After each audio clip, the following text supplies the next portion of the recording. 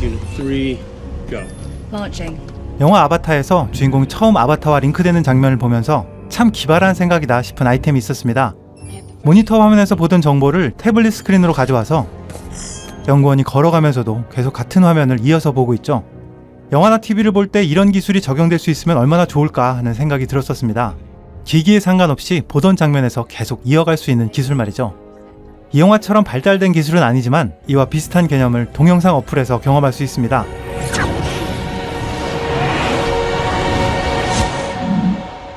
넷플릭스는 동일한 아이디로 로그인한 시청 기록이 모든 기기에서 연동되는데요.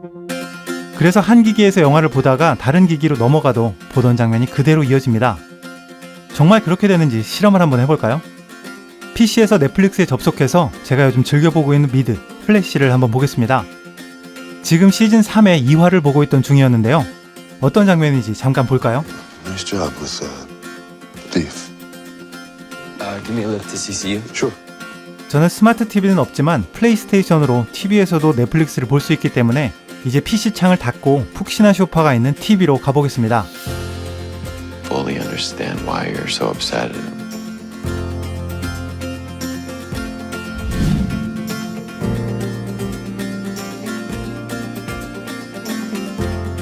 어플을 켜면 제가 시청 중인 콘텐츠 목록에 방금 보고 있던 플래시가 제일 앞쪽에 나와 있고요. 클릭하면 방금 전에 PC에서 보고 있던 장면이 그대로 이어집니다.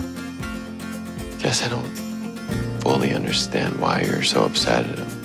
그러다가 좀 돌아다니면서 봐야 되겠다 싶으면 이렇게 스마트폰으로 넘어갈 수도 있습니다.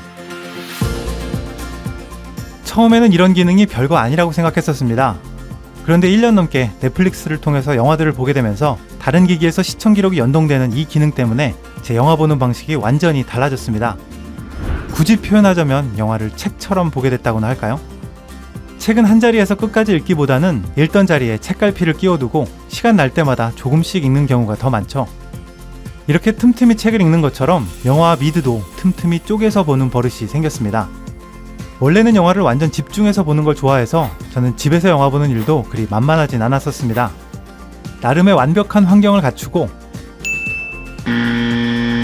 한 번 시작하면 끝까지 봐야 한다는 생각 때문에 막상 마음을 먹는 것 자체가 쉽지 않았었는데요.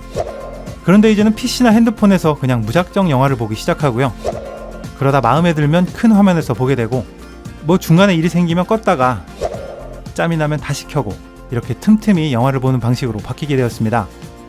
물론 처음부터 끝까지 집중해서 보는 것보다는 그 감흥이 좀 떨어지는 게 사실이지만 예전에는 일단 시작하는 것 자체가 부담스러워서 놓쳤던 영화나 시리즈들을 이제는 부담 없이 보기 시작하면서 거의 다 챙겨볼 수 있게 되었고요. 보고 있던 영화가 있는 중에도 다른 작품들을 동시다발적으로 시작할 수 있는 다작 버릇까지 생겼습니다.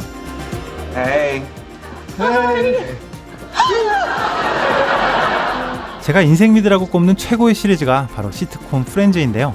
시리즈가 완결되고 나서 언젠가는 꼭 다시 한번 봐야지 했었는데 10년이 지나도록 시작조차 못했었습니다. 이게 시즌마다 24편 에피소드에 10개 시즌이니까 다 하면 240편 정도 되죠.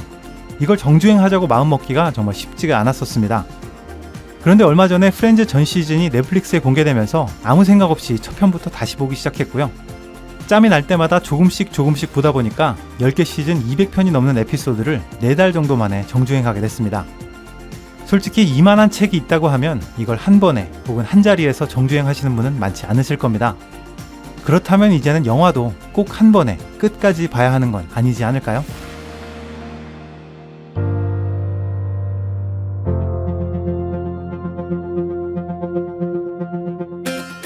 이렇게 틈틈이 영화를 보는 버릇이 생긴 두 번째 이유는 바로 다운로드 기능 때문입니다. 사실 외부에서 스마트폰으로 동영상을 볼 때 가장 부담스러운 건 데이터 사용량이죠. 넷플릭스는 와이파이가 되는 곳에서 영상을 저장해두면 데이터를 소진하지 않고도 외부에서 저장한 영상을 마음 편하게 볼 수 있습니다. 이 다운로드는 소장이라는 개념보다는 임시 저장의 개념이라서 영상에 따라 볼 수 있는 기간과 다운로드 횟수가 한정되어 있습니다. 그래서 외출을 하기 바로 전에 그날 볼 만큼만 딱 받아놓는 게 가장 좋은 방법인 것 같은데요. 1시간짜리 미드 한 편을 다운로드 받는데 1분도 채 걸리지 않기 때문에 이렇게 나가기 전에 잠깐 화장실 들리는 시간이면 다운로드 한 편 받기에 충분합니다.